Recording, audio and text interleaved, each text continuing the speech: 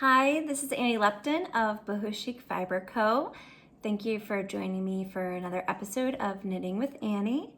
And today I have a few questions to answer, and this is also the time where I get to share with you some of my latest designs and some upcoming things. So I'm excited that you're joining me today. First, I wanted to share, before I get into the questions that I have here, my latest design that I just released. Today's Wednesday, so I released it yesterday, is this sweater I have on here. This is the Crossways Crop, and I'll show you it standing up as well. So this design is actually worked completely from side to side. So you start with one cuff and it's worked flat, and you work all the way across. When you get to the part where the neckline is open, you're working that with two separate balls of yarn, and then you join it again and you work all the way down the other sleeve. And then after it's finished, you're gonna fold it in half and you just do a simple seam right here. You can see on the underarm where it comes together. You just seam the arm and this tiny bit here on the body. And then afterwards, you're gonna pick up stitches and work the edging on the bottom, the ribbed edging, and also a little bit on the neckline as well. So it's a really, really fun pattern. For my sample, I used hand spun yarn, and which makes for, as you can see, the striping is really different from one sleeve all the way to the next. It's very unique, which I love things that are a little bit asymmetrical or different in some way. I try to work that into my patterns often. And this is one where if you're using hand spun, or a yarn like Spin Cycle or something like that, where they dye it in the wool and then they spin it so that it looks a little bit more like hand spun, it's going to give you a really unique, fun fabric at the end. And the front and back is different too, because when you're doing this part where the neckline is, you're using two different yarn, like balls of yarn. So like this one, there's a lot of the yellow and the purple, and on the back you can see it's a little bit more gradual. There's like the greens, so it's just a little bit different. So and the neckline is worked the same, so you can just actually reverse it if you want to. It has this fun bat wing sleeve shape, which is a little different, I know, but it's actually really fun and cozy and comfy, and it makes it great for like layering over a jumpsuit or dress, or I'm about to go on my bike, so I have my biking shorts on now, is kind of why I look a little silly now, but you can wear it over your exercise clothes if you want. Yeah, it's a really fun, great pattern, and I am running a special sale on it for just $2, the pattern is right now. So if you're watching this episode new, you can head to Ravelry or my website. That sale lasts till Saturday, which is October 9th. So yeah, so this is the Crossways Crop, and I actually chose, one of my questions today has to do with hand spun yarn, so we'll kind of circle back to hand spun in a minute, but I'm going to dive into the questions first and we'll go from there. So the first one I had was kind of a simple one I wanted to start with. Somebody was sent a message in and asked about swatching, and they said that their swatches are pretty much always off from what the gauge is in the pattern. It's getting very frustrating having to re-knit them. I think they're just always off. They said they measure them before and after they block it, which is a good habit to get into. But what can I do to get my swatch to match my garment? Well, there's no real easy answer, except you have to keep knitting your gauge swatch until it's the right size. The first thing I want to say is it's totally normal for people to knit different sizes with the same needle. You could all have a room full of people with the same size needle, and your swatch would be slightly different size. That's just because we all tension it differently, and when we're knitting, whether we have wooden or metal needles, that's going to change it a little bit. So there's definitely a lot of wiggle room in swatching, and that's why it's like the most important part of the process in knitting your sweater. As you become a knitter, as you knit a lot more things, you'll probably notice a pattern that you tend to knit looser or tighter than the patterns that you're following, or if there's a particular designer, you may notice like their gauge is always really different from yours, or someone else's may be very similar, but that kind of just takes time to recognize. So if you know that about yourself, you can always start with a needle that's bigger or larger. Like for instance, I tend to knit really loose. I always mix it up. I knit really loose, so I always need to go down needle sizes to get my gauge like more stitches per inch. So a lot of my test knitters find that they actually need to go up a needle size from whatever I use. Like if, let's say I suggest a size 4 because that's what my gauge, that's what I got my gauge for what I'm working with in the pattern. A lot of times people need to go up needles with my patterns. I think that's just because I just knit the way I knit. So as you keep working, you'll learn that about yourself, but basically the general rule is if you, let's say you're, I wrote it down because I always mix it up and I didn't want to here. Let's say you have less stitches than the gauge is asking for. Like you knit it up and you have less than what they want you to get in that 4-inch square.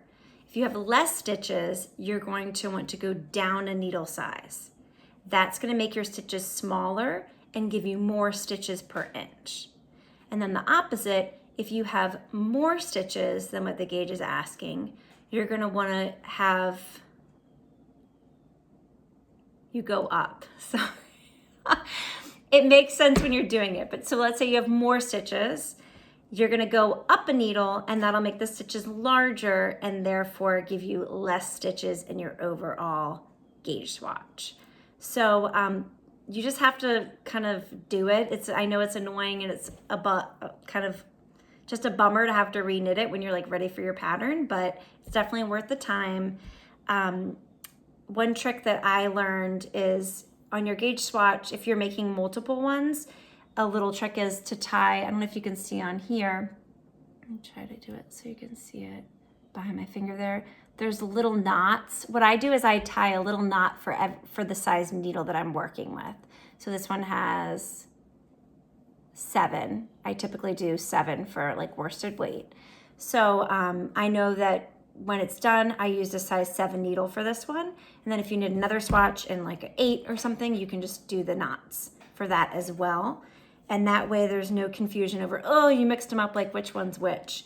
That's a fun little trick. But yeah, you just gotta do it. You just gotta take the time and knit. If your gauge is really off, you just wanna, go up or down a needle size or 2, and eventually you'll get something pretty close. Now the row gauge, for people, I find the row gauge, there can be a lot of variation in that. For most patterns, the stitch gauge, like the width, is gonna be the most important part. Actually, for this one, for the Crossways Crop, I have a note in the pattern that you really need to make sure your row gauge is correct too. And if you're aiming for just one to be correct, you would probably want to go with the row gauge because it's knit side to side. But typically in patterns, when they're knit up to down, as most are, your stitch gauge is the more important number to go with. But if you really truly can't get the row gauge to add up, it just depends on the pattern. Like a raglan sweater, it's going to be more important to get that row gauge correct, whereas some of my patterns I will have like knit that section until this many inches, and then it's really less important. So it kind of just depends on how the pattern's written. And but yeah, definitely make sure you just keep knitting those swatches until you get the correct, or as close to possible as the correct size as you can do, because it's a real bummer when a sweater comes out like way too big or way too small. Okay, so the second question I had, somebody was asking about hand spun yarn.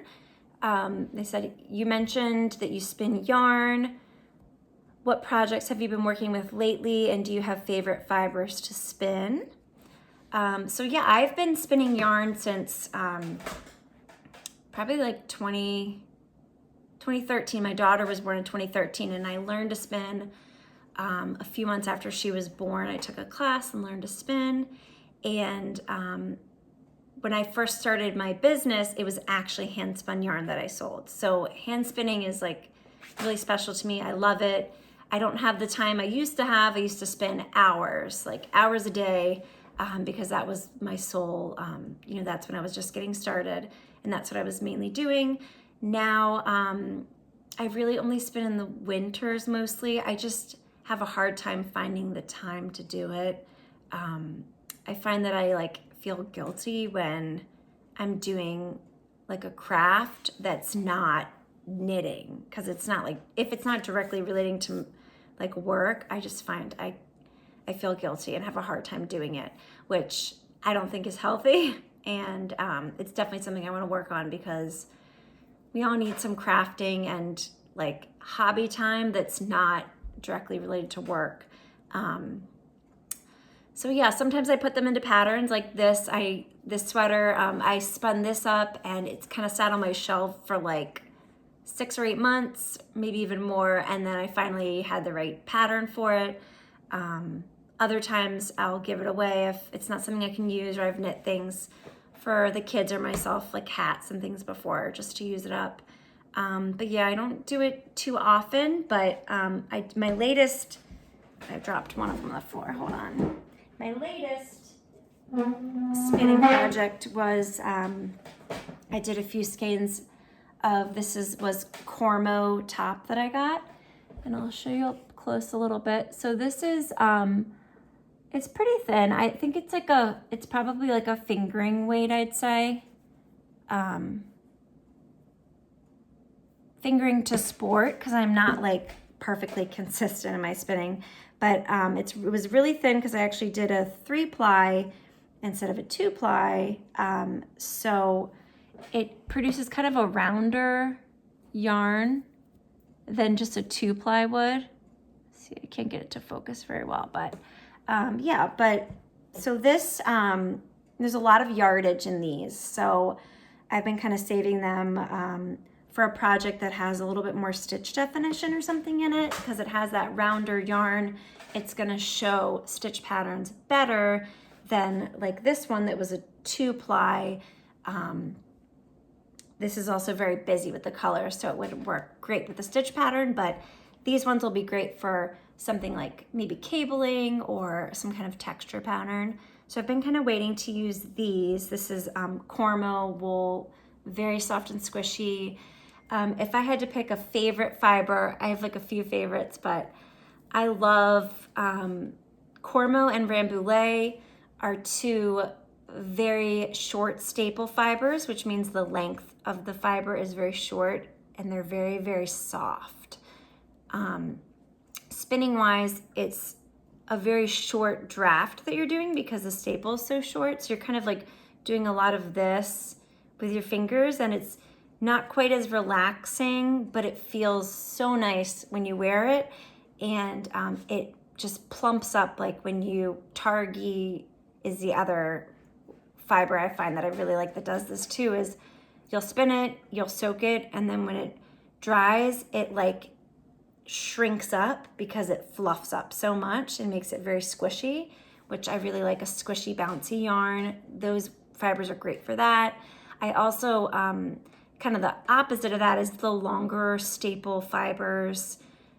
There's some that are really, really long that can be tricky to spin, but I really like BFL, which is a little bit longer of a staple, so that when you're drafting, it's a little bit more, I find it more relaxing. I can get like a longer draw, and it's just like something about the feel. It's a little bit more woolly and scratchy because of that longer staple, and it kind of just makes it really relaxing to spin. I can't really describe it, but if you're a spinner, you probably know what I mean. But I also really love BFL wool. I don't have any of that in my stash right now. I actually don't keep a lot of spinning fiber on hand because, like I said, I don't do it a ton. So I do have a little bit more of this this Cormo up on my shelf. You can see it right there, maybe that white puff up there. I have some more just in case I got extra in case this wasn't enough to make a sweater out of. And then I also have a couple braids. I can't remember when I got these, but they've been on my stash for a while.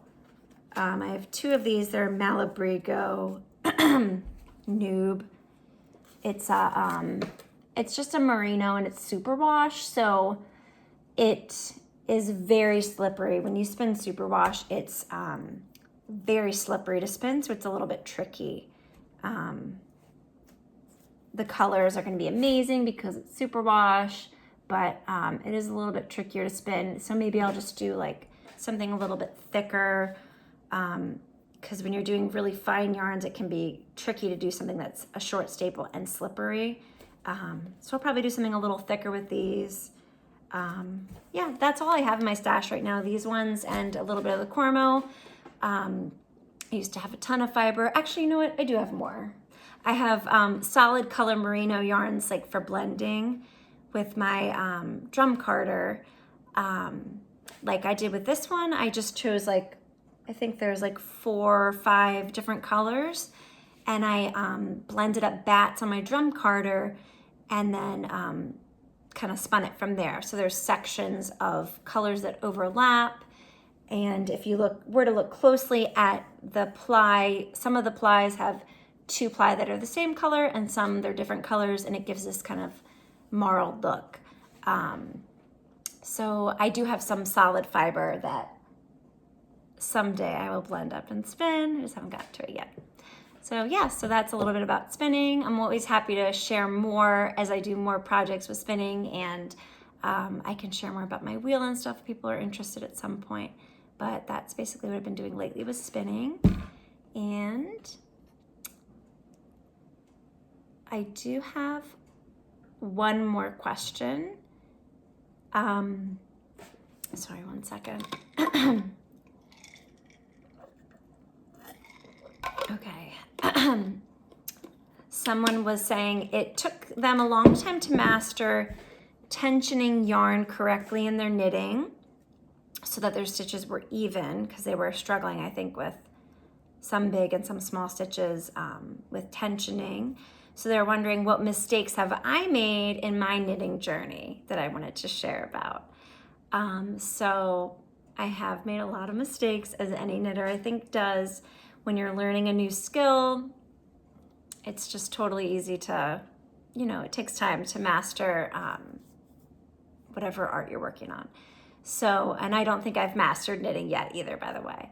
There's always something new to learn. But I do have like a funny story of when of a mistake that I made. And I don't think I told this in the blog.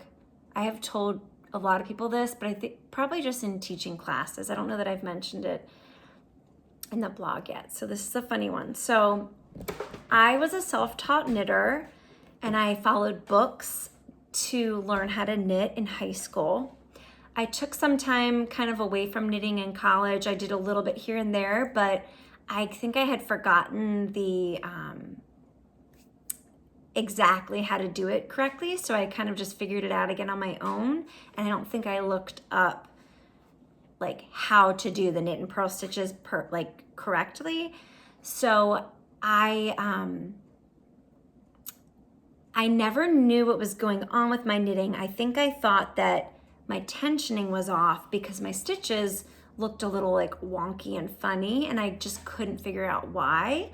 I think I thought that it was the way that I held the needles, or that I was tensioning it not properly, but they just never looked exactly straight, and I couldn't figure out why.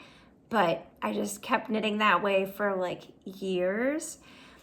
So I started designing patterns in 2015 when my son was born, and I at that time I was still dyeing yarn and spinning yarn and selling that, and I was going to festivals and selling my yarn, but I also had samples of my patterns out at the shows, and I would have like patterns, like printed out patterns to sell, and I would kind of showcase the patterns. And this was like pretty far into, I had this was like 2015 or 2016, like probably like a year or so into designing, and I probably had like 20 patterns out already at least. And I was at a show and I had all these patterns out, and I mean, they looked fine, but my stitches were just kind of messy in my mind. I didn't know why, but they were just kind of messy. I had a really nice woman come up to me to show, and I forget her name, but she was from a yarn shop in New Jersey. I think it was Rose something yarn shop.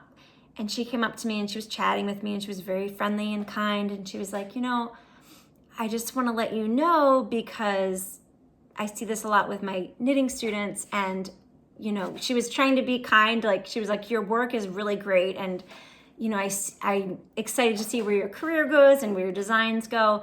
But I just want to let you know that it looks like you're twisting your knit or purl stitches when you're knitting.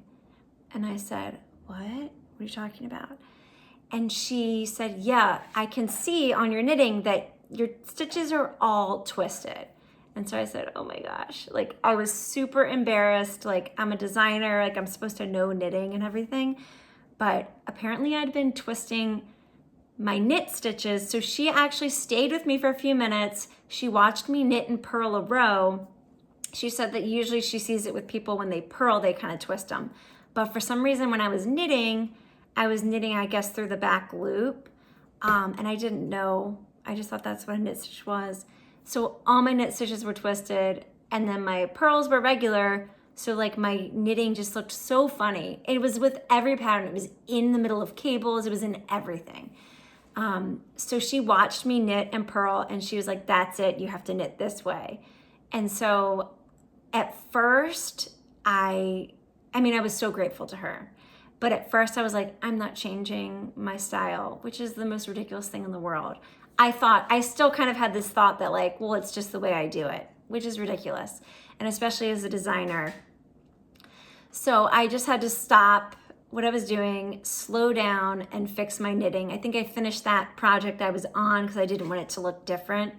But then going forward, I had to just learn how to like knit properly, which looking back, I just think is hilarious and also ridiculous at the same time, that I, for so long, was like, I couldn't even do like the most basic stitch. I was twisting it. So that's probably my biggest like knitting mistake that I just think is really funny now. I'm so grateful to that lady. Again, I feel so bad I can't remember her name. I think it was like Jen something. If you're in New Jersey, it was something with a Rose yarn shop. And the funny story is, back in, I think it was when I taught at Vogue, and it was either 2020 or 2019 when I was at Vogue Knitting Live. I saw her, and I remember exactly what she looks like. I know if she's watching this, thank you again. Or if any of you knows her, just thank her in person. But I saw her actually at Vogue Knitting Live, and I like kind of grabbed her and stopped her, and I said, oh my gosh, I don't know if you're gonna remember me, but you fixed my twisted stitches. And she totally remembered me, and we had like a fun little moment together. And it was like really fun to see her. She's like my knitting fairy that corrected my stitches. So I'm super grateful to her. And yeah, I just think it's a great story. So if you find you're doing something wrong, don't be afraid to ask for help, to look on YouTube. I think when I learned to knit, YouTube I don't think was even a thing yet. Maybe in college it came out. I can't even remember when it came out, but it definitely in high school wasn't a thing. I learned from a book. But now there are just so many resources. So if you find something is a little off in your knitting, just take the time to look up videos and get the hang of, you could probably figure out the problem without even going somewhere to ask for help in person. But if you need to ask for help in person, knitting shops are super helpful, and they can definitely show you how to correct little mistakes. So don't be afraid to do that. I just think it's ridiculous that I waited for so long and I just didn't even notice it. I probably would have gone my whole career like knitting it wrong. And like, yeah. So I'm so glad she corrected that. And don't be embarrassed if you make mistakes in your knitting, because everybody does it. I've been a designer for years. I had been designing for a year and I still was doing it. So yeah, don't be afraid. Just get the help you need to make your knitting stitches correct. And yep, that's my little story about that. And I think that's all I had to share today. I did want to give you a little sneak peek of a design that's coming out. It should be coming out in 2 weeks, I think. I was hoping to have it come out next week, but we are not gonna be able to get a photo shoot in before Rhinebeck, and so I'm gonna push it back. I think it'll be the 19th, and it's this sweater right here. You'll see this shawl here is a shawl that I released a few years ago. It's called All Things Autumn, and for a long time I've been wanting to design a sweater inspired by it with the same stitch patterns, because that was a really fun one. It's just different lace patterns, kind of in a patchwork. And so I put that onto a sweater, and I'm really excited. It's slightly different colors and a different yarn base, but it definitely has the same feel. It's very autumn and cozy, and really good for layering, and I'm really excited about it. So definitely check back in for that one. It should be coming out soon.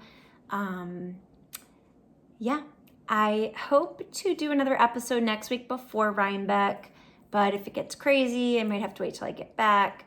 But yeah, thank you for tuning in today, and I definitely look forward after Rhinebeck to sharing my yarn haul with you, because I plan to get some good yarn, and really excited for that. Maybe, yeah, I'll definitely do a whole post Rhinebeck episode after that for those of you who weren't able to make it. And if I'm not here next week, for those of you who are able to make it, if you see me at Rhinebeck, just say hi, you know, tap me on the shoulder, whatever. Don't feel shy. I'm totally normal person and very approachable. So I'm a little shy, but I try to be more outgoing at these events to talk to people who want to chat. So yeah, I hope to see some of you there, and I hope to see you next week. And if not, I'll see you the following week. Thanks for tuning in again. Bye.